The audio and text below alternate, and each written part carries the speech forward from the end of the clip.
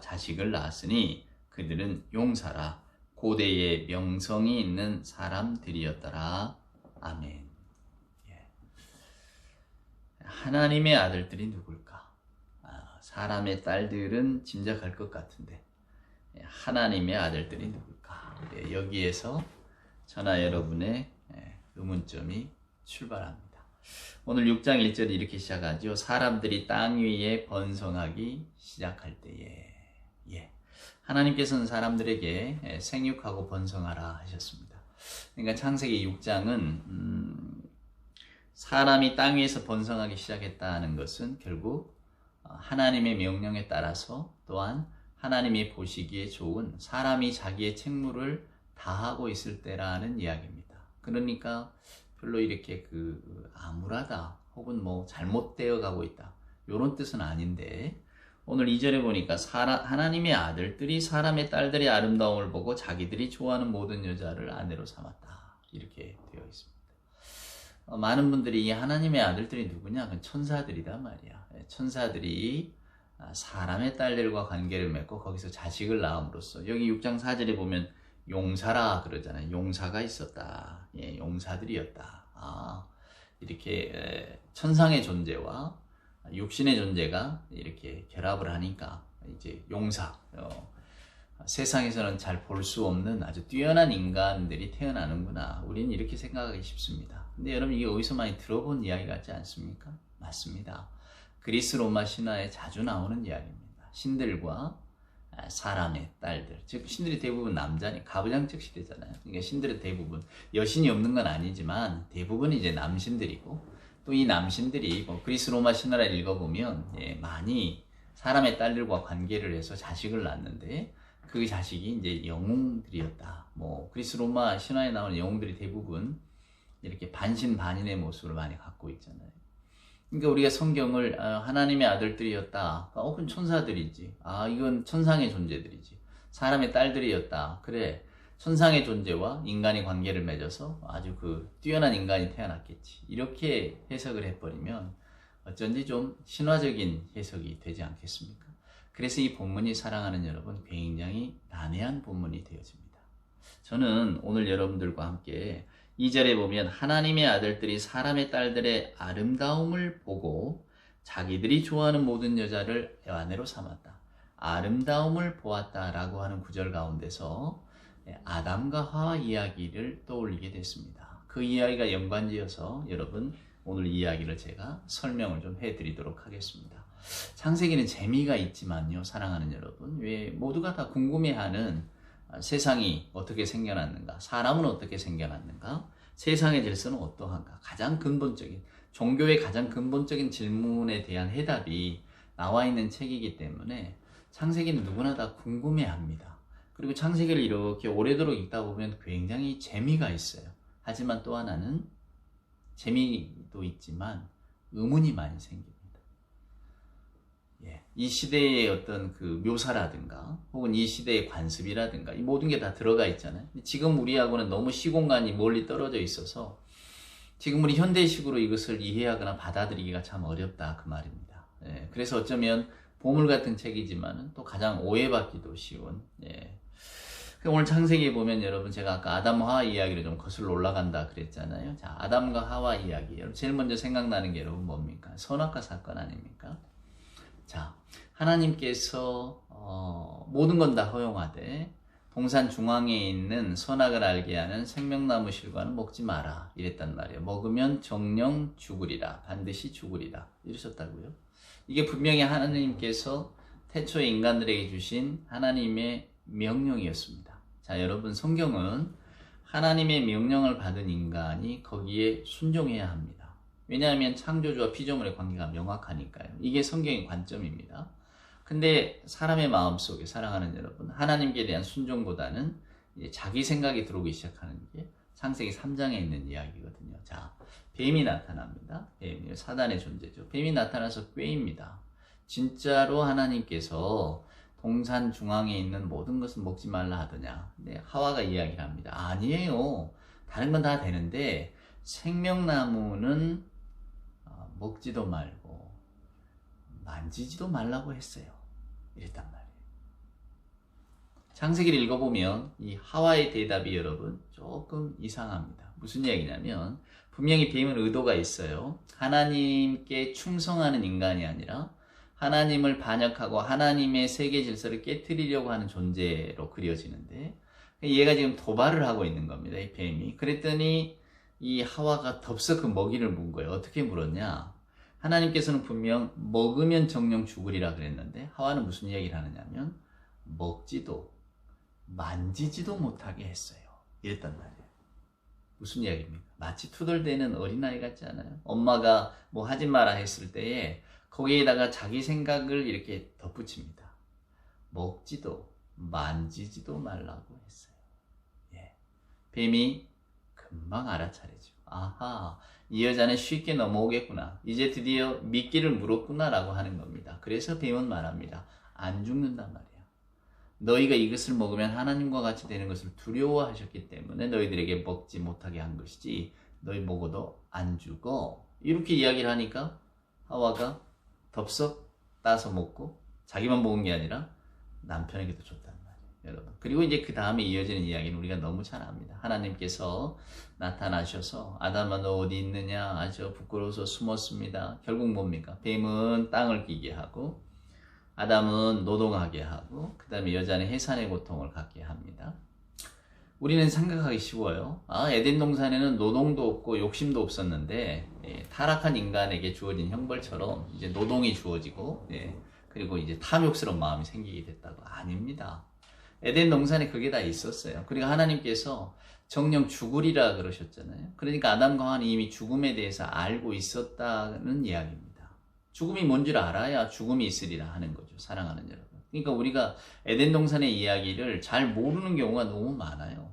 하와가 그러잖아요. 만지지도 말라고 했습니다. 욕심이 있다는 이야기거든요. 이게 에덴 동산의 사람들이 그냥 순진무구하게 지금 우리가 살고 있는 세상과는 에덴 동산이 완전 별개의 동산이어서 거기에는 뭐 아무것도 없는 범죄도 없고 욕구도 없고 뭐 사람이 뭐 식욕, 성욕, 수면욕 아무것도 없는 그런 아주 그 천상의 공간이었다. 아닙니다. 그 에덴 동산에 다 있어요. 하나님께서 인간을 창조하시고 뭐라 하셨습니까? 생육하고 번성하라고 하셨잖아요. 그리고 다스리라고 하셨잖아요. 인간에게 노동의 역할을 허락하신 거예요. 인간이 일을 했다 그 말입니다. 다스렸다 그 말이에요. 에덴 동산은 완전히 이 세상과 구분된 곳이 아니에요. 분리된 곳이 아니란 말입니다. 이게 여러분 신비입니다. 근데 그 에덴 동산에서 일어나는 일이 무엇입니까? 하와의 욕구, 욕심, 결국 하나님으로부터 벗어나는 거거든요. 그러니까 결국 성경 이야기는 하나님은 절대적으로 무조건적으로 인간에게 순종하기를 원하시지만은 인간은 그 무조건적 순종이 맞지 않는다 그 말. 하나님은 분명히 금지하셨어요. 명령하는 자의 권위로서 너희들이 이것을 먹으면 안 된다. 조건 없는 순종에 대한 기대가 있으셨던 거죠. 근데 인간이 거기에 대해서 조건 없이 순종합니까? 아니에요. 그래서 여러분 창세기를 읽어보면 나무가 별로 중요한 게 아니에요. 그 나무가 사과나무였는지 복숭아나무였는지 이런 건 전혀 이야기해 주질 않아요. 왜? 나무가 중요한 게 아니라 나무로 상징되어지는 하나님의 명령이 중요한 거거든요. 하나님이 금하신 것을 인간이 범했다 그 말입니다. 거기에 대해서 창세기의 시작이 열리는 거예요. 인간이 에덴 동산에서 쫓겨나게 되잖아요. 이제 사랑하는 여러분, 하나님으로부터 반역하면서 쫓겨나게 되는 겁니다. 이제 그 의미를 밝혀야죠. 그러면 반역의 의미가 뭡니까? 내가 내 힘으로 내 의지대로 내 욕심대로 살아보겠다 하는 거예요. 그래서 하나님께서 아담아 네가 어디 있느냐 뭐 이렇게 물었을 때 아담이 막 그냥 주절주절 하잖아요. 뭐라고 말합니까? 하나님께서 만들어주신 저 여자가 내게 줬다고. 여자는 또 내가 그런 게 아니라 뱀이 나를 꿰었다고. 다 책임을 떠넘깁니다. 전가죠, 전가. 그러니까 하나님께 대한 불순종이 생겨나면서부터 인간에게 죄가 어마무시한 속도로 달려드는 겁니다. 그러니까 서로 책임 탓, 남 탓, 핑계대기에 바쁩니다. 전에는 내 살 중에 살이요 뼈 중에 뼈라고 했던 아담이 그걸 다 잊어버리고 저 여자 때문에 그랬다고. 저 여자도 내가 원한 거냐고. 하나님이 나한테 만들어주신 여자 아니냐고. 저 여자 그러니까 내 책임은 없어. 그냥 저 여자를 만드신 하나님이 책임지셔야 되는 거 아니냐고. 이렇게 지금 막 나오는 겁니다. 그리고 여러분 어떻습니까?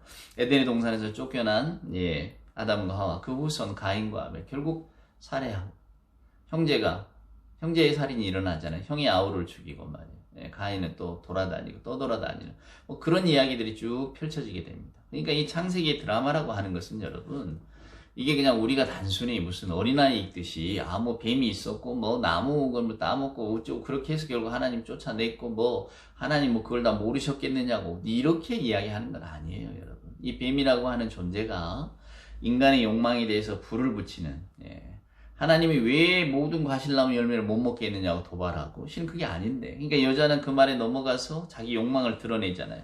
하나님 말씀에 대한 무조건적인 순종이 아니라 짜증 섞인 반발이 있는 겁니다. 아니, 하나님은 설명해 주지도 않고 무조건만 못하게 해 말이야. 마치 어린아이들이 그 부모에게 뭐 하지 말라고, 무조건 우리 엄마는 뭘 못하게 해요. 이런 식으로 말이에요. 거기에서 죄가 잉태되는 겁니다. 뱀은 죽지 않는다고 욕망을 부채질하고, 자신의 욕망에 충실한 여자는 따먹고 남편에게 주고, 하나님이 물으실 때 서로 떠넘기고, 마치 생명력이 강한 그 무엇처럼 죄가 먹 번져나가는 거예요. 여러분, 먹음직하고 보암직한 것을 갖고 싶어 하는 것은 죄가 아니죠. 에덴의 동산의 인간도 그걸 느꼈으니까. 근데 중요한 건 뭐냐면, 그것은 어쩌면 저나 여러분이 오늘날에도 우리가 뭐 먹음직하고 보암직한 거 내가 갖고 싶다. 이게 여러분 우리 역사를 만들어가는 원동력 아니겠어요? 저나 여러분에게 이런 힘이 없으면 어떻게 살아갈 수 있겠습니까? 아니, 만지지도 못하게 해. 여러분. 그러나 만지지도 못하게 해라고 하는 투정 속에는 인간의 교만이 있는 겁니다. 이걸 우리가 볼 줄 아셔야 돼요. 저와 여러분이 하와가 보기에 복이 좋았단 말이에요. 그러니까 먹음직도 하고 보암직도 합디다. 내가 보기에는 참 좋아 보입디다는 이야기입니다. 그래서 그것을 나는 갖고 싶어요 라고 해요. 그러니까 내가 보기에 좋은 것은 그러면 다 가지면 그것이 선한 것이냐. 분명히 하나님께서도 세상을 창조하시고 보시기에 좋았다. 그걸 토브라고 합니다. 선하다는 뜻인데요. 근데 하와도 보기에 좋았다 해요. 먹음직도 하고 보암직도 하고 토브, 아름답다는 뜻이거든요. 근데 오늘 6장 이제 1, 2절에 가보면 하나님의 아들들이 사람들의 딸들의 아름다움을 보고, 이게 바로 내 눈에 보기에 좋았다라는 뜻이거든요. 자, 아까 이야기한 것처럼 창세기 6장은 하나님이 생육하고 번성하라고 하는 인간들이 자기의 목적과 어떤, 여러분, 창조주가 있고 창조주가 사랑하는 여러분 우리를 창조해 주셨다면 목적이 있을 것 아닙니까? 사랑하는 여러분. 그러니까 목적을 가지고 창조를 했단 말이에요. 그러니까 그 목적에 따라서 지금 인간들이 잘 살아준 겁니다. 왜냐하면 생육하고 번성하라고 했으니까 생육하고 번성한 거죠. 그런데 오늘 성경을 보면 사람의 딸들의 아름다움을 보고 하나님의 아들들이 그 여자들을 데려다가 취했다 이렇게 되어 있어요. 아까 제가 잠깐 설명하다 말았는데, 그래서 보통은 하나님의 아들들 하니까 뭐 천사가 아닌가 이렇게 생각하고, 사람의 딸들은 인간이죠. 그러면 신과 신적인 존재와 우리 인간의 존재가 결합을 해서 네피림이라는 용사를 만들어야 된다는 이야기로 이렇게 흘러가는데, 성경은 전혀 그런 세계관을 허락을 하지 않습니다. 그러니까 맞지 않아요. 그러면 뭘까요? 자, 우리가 에덴의 동산에서 볼 때 가인의 후손과 셋의 후손이 있습니다. 셋은 하나님의 계보를 따르는 거죠. 그러면 하나님의 아들들이라고 하면 이 셋의 후손들 아니겠어요? 그럼 딸들은 누구겠습니까? 당연히 가인의 딸들이 되는 겁니다. 이게 뭐 오거스틴이 칼빈이 전통적으로 대부분 다 이렇게 동의하는 건데요. 근데 문제가 있어요. 그건 뭐냐면 거룩한 사람들과 성스럽지 못한 사람들 사이에 무절제한 결혼이 있다? 그리고 여기 말씀을 읽어보면 그냥 데려가 버렸다 그거거든요. 이게 여자들의 의사를 묻지도 않고 하나님의 아들들이 그냥 마음에 들면 다 취해버렸다 그 말이에요. 그것도 잘 안 맞잖아요, 여러분. 안 맞아. 그리고 우리가 가인의 이야기를 보면 가인이 땅에서 저주를 받을지라 그랬으니까 이제 어떤 분들은 가인의 후손들이 번성했을 리가 없단 말이야. 그러면 번성한 후손들이 누구겠느냐? 그러면 셋의 후손들 아니겠는가? 그러면 사람의 딸들을 그러면 셋의 후손이라고 치자. 왜냐하면 번성하던 때에 딸들이 늘어났다고 하니까. 그럼 하나님의 아들들은 누구냐? 그럼 결국 하나님의 아들들은 가인의 후손들이 되는 거예요. 말도 안 되죠. 그래서 여러분 이 본문이 굉장히 해석하기가 어려운 본문이 되는 겁니다. 그래서 그냥 하나님의 아들들은 경건한 신앙인, 딸들은 그저 보통 사람들 이렇게 보기도 합니다. 즉 하나님을 잘 섬기지 않던 사람들. 그러니까 결국 이 이야기는 6장 1절에 있는 1, 2절에 있는 이야기는 하나님을 잘 아는 경건한 사람들과 하나님을 모르는 사람들 사이에 결혼관계가 맺어지니까 어떤 일이 생겨났냐 그 말이에요. 여러분 3절에 보시면 여호와께서 이르시되 나의 영이 영원히 사람과 함께 있지 아니하리니 이는 그들의 육신이 됨이라. 그러나 그들의 날은 120년이 되리라 하시니라. 우리는 아까도 제가 말씀드렸지만 에덴의 동산에서 아담과 하와에게는 죽음이 없었을 거라고 생각합니다. 그러니까 생명나무도 있고 있겠죠. 그러나 하나님께서 분명히 아담과 하와에게 이 선악을 알게 하는 과실을 따먹는 순간 너희가 정령 죽으리라 그렇게 말씀을 하셨기 때문에 이미 아담과 하와는 죽음이 무엇인지 알고 있다 그 말입니다. 그러니까 오늘 이 본문을 통해서 비로소 인간에게 죽음이 들어온 것이 아니고 오늘 인간에게 딱 한정된 게 있어요. 그게 뭐냐면 120년이다 그 말이에요. 이 120이라고 하는 숫자가 상징적인 숫자입니다. 1에서부터 5까지 다 곱해보세요. 그러면 120이 나옵니다. 그러니까 보통 이제 동양에서는 천지인, 하늘, 땅, 사람, 그 다음에 동서남북. 그래서 3, 4, 12. 그래서 12를 완전 숫자로 보는 거예요. 천지인, 동서남북. 모든 삼라만상을 이야기하는 거죠. 이 삼라만상 우주세계를 10이라는 숫자로 요약을 하는 겁니다. 어찌됐건 이 10이라고 하는 상징적인 숫자가 많이 나오는데요. 120년이라는 것도 마찬가지입니다. 그전에는 오래들 사셨잖아요. 그러니까 이 120이라고 하는 숫자 자체가 반드시 120세라고 하는 의미가 아니고요. 왜냐면 여기서 120이라면 시편에 70이요, 강건하면 80이야 이런 말씀이 나오면 안 되죠. 강건은 120이라고 나와야지. 근데 120이라고 하는 숫자는 사람의 수명에 한정되어졌다. 근데 아주 중요한 단어가 나옵니다. 3절 보세요. 여호와께서 이르시되 나의 영이 영원히 사람과 함께 하지 아니하리. 이 영이 뭡니까? 영은 루하우입니다. 하나님의 영이 수면에 운행하셨다. 우리 창세기에 보면 하나님의 생명이에요. 루하우는 생명이거든요. 근데 하나님께서 사람을 이렇게 창조하실 때에 여러분 어떻게 창조하셨습니까? 하나님께서 진흙으로, 흙으로, 아담아입니다, 이게. 아담이라는 이름이 거기서 나온 거거든요. 아담아가 땅이에요, 땅, 흙. 거기서 나온 말이 아담입니다. 그러니까 아담이라고 하는 의미가 뭐 이렇게, 뭐 크고, 뭐랄까, 아주 근사한 이름이 있는 게 아니라, 그냥 흙이라는 뜻이에요. 진토라는 뜻입니다. 흙먼지라는 뜻입니다. 그러니까 흙에서 와서 흙으로 돌아간다, 이런 맛이 있잖아요. 근데 하나님께서 그 인간을 창조하시고 거기에다가 하나님의 영을 주신 게 아니라 생명의 기운을 훅 불어넣어 주셨어요. 그걸 히브리 말은 니시만 하임이라고 합니다. 그러니까 하임이라고 하는 게 생명이라는 뜻이거든요. 그래서 저도 전에 이렇게 이름을 좀 지어달라 그러면 딸이라고 그러면 하임이라는 이름을 몇 번 지어준 적이 있습니다. 하임, 생명. 어쩌면 성경의 가장 근본적인 단어 아닙니까? 하임. 니시만 하임. 생명의 기운을 불어넣어 주신 거지 하나님의 영을 불어넣어 주신 건 아니에요. 에스겔 41장에 보면 마른 뼈가 살아난다잖아요. 그때 하나님께서 나의 영을 준다 하시거든요. 그게 바로 루아입니다.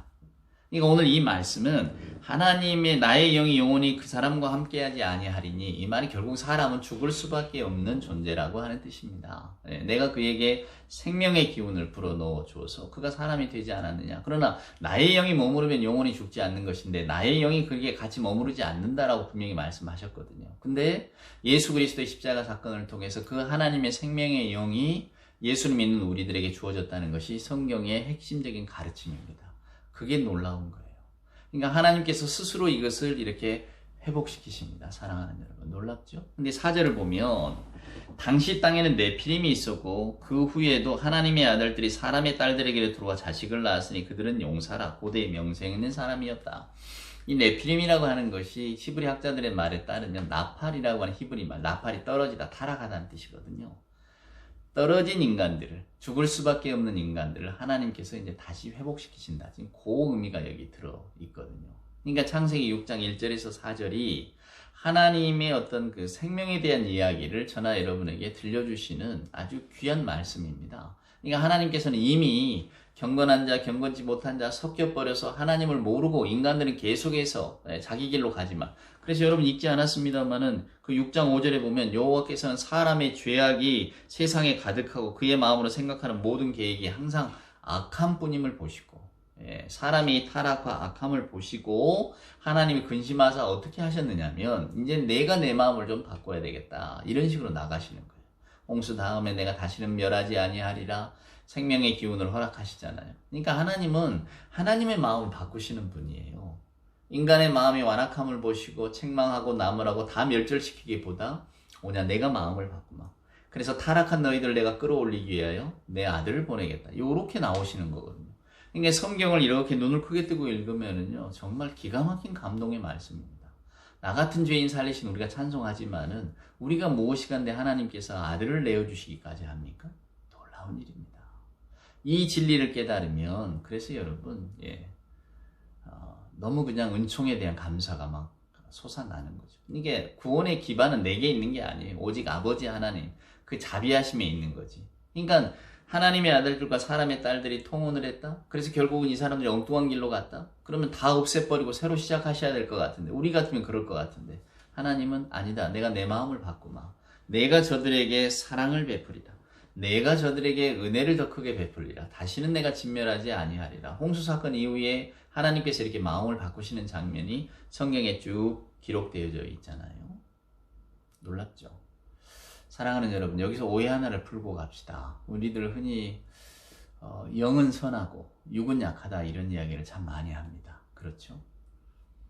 하나님의 영은 선한데 사람의 눈으로 보기에 다 나쁜 것, 사람은 육신으로 나쁜. 왜냐하면 이 여자들의 아름다움을 보고 빠졌다고 하니까, 그래서 이 육체는 나쁜 거야, 악한 거야, 죄를 불러일으키는 거야, 뭐 이렇게 생각하고, 영은 거룩하되 육신은 천하다, 뭐 이렇게 여기는 사람들이 있어요. 아직도 있어요. 근데 성경은 여러분, 몸과 영혼이 하나입니다. 몸이라고 하는 것은 영혼을 담는 도구예요. 아니, 여러분 한번 생각해 보세요. 하나님께서 창조하셨잖아요. 창조하시고 선하다고 하셨잖아요. 뭘 창조하셨습니까? 인간을 창조하셨잖아요. 이게 인간, 하나님께서 만드시는 몸인데 이걸 천하고 나쁘다고 보면 어떡합니까, 여러분? 그래서 금욕주의는 성경하고 맞지 않아요.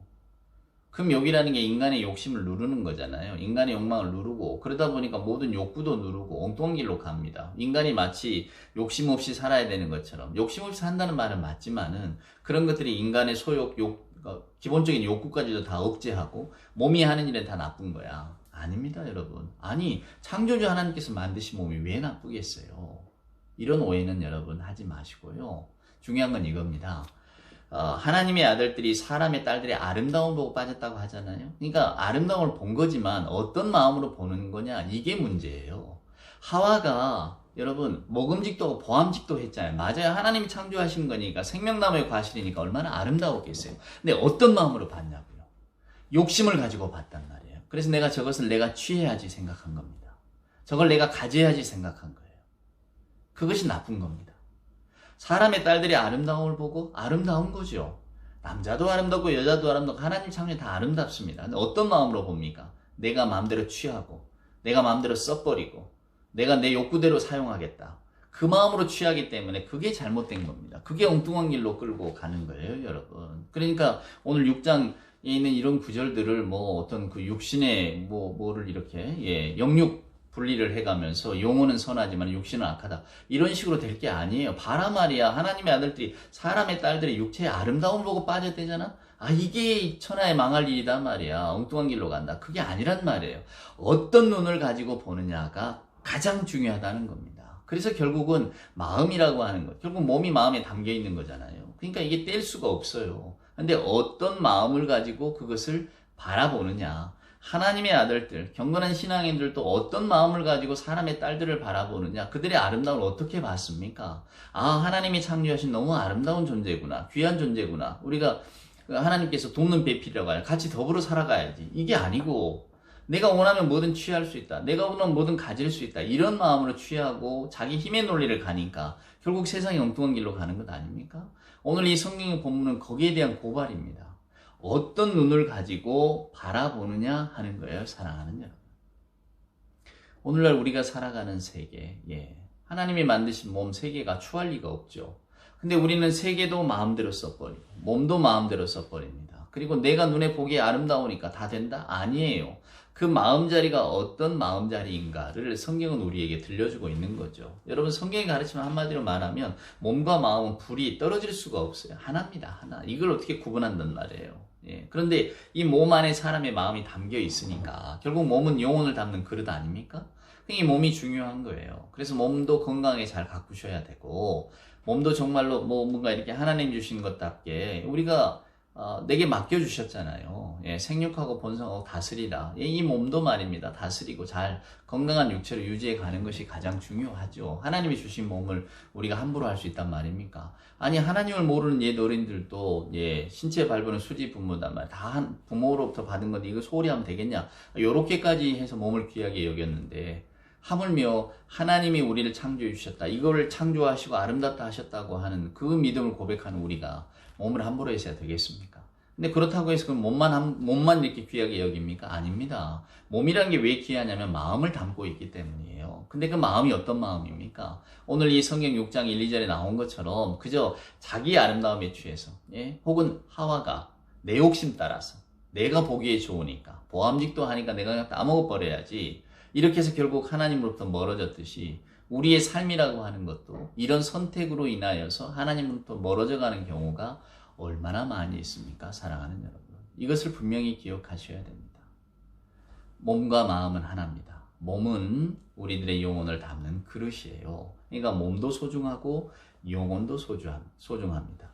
오늘 주신 본문의 메시지는 분명해요. 아까 제가 하나님의 아들들이 누구냐, 사람의 딸들이 누구냐, 누군지 잘 알지 못합니다. 학자들 따라 너무 많이 의견이 갈리니까. 그러나 저희들 그냥 일반적으로 하나님의 아들들, 경건한 사람, 사람의 딸들, 하나님을 모르는 사람이라고 했을 때에 경건한 사람들에게도 경건하다고 소위 하나님을 만다고 고백하는 믿음의 사람들에게 그들이 어떤 눈을 가지고 대상과 사람을 바라보느냐에 따라서 어떤 결과를 가져오는가를 성경은 저나 여러분에게 분명하게 들려주고 있습니다.